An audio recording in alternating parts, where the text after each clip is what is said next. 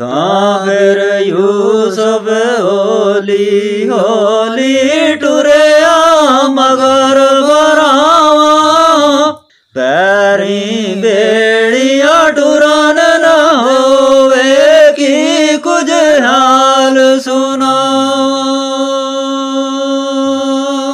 ਪਿਛੋਂ ਪਰਦ ਡਿਠਾ ਜਦ ਬਈਆਂ ਤੇਜ਼ ਹੋਏ ਰਿਫਤਾਰੋਂ, ਕਦੇ ਵੇ ਆਵਾਜ਼ ਬੁਲਾਵੇ ਯੂਸਫ ਦਰਦ ਮੁਹੱਬਤ ਬਾਰੋਂ।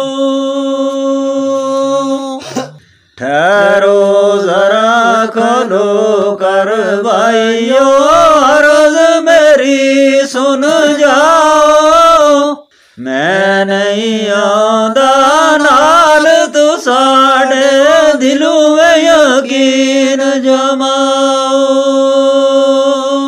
ਸੁਨ ਕਰ ਭਾਈ ਆਗੇ ਨਾਲੋਂ ਹੋਏ ਤੇਜ਼ ਜ਼ਿਆਦਾ, ਵੇਖ ਉਹਨਾਂ ਨੂੰ ਦੌੜਨ ਲੱਗਾ ਯੂਸਫ ਨਬੀ ਖੁਦਾ ਦਾ।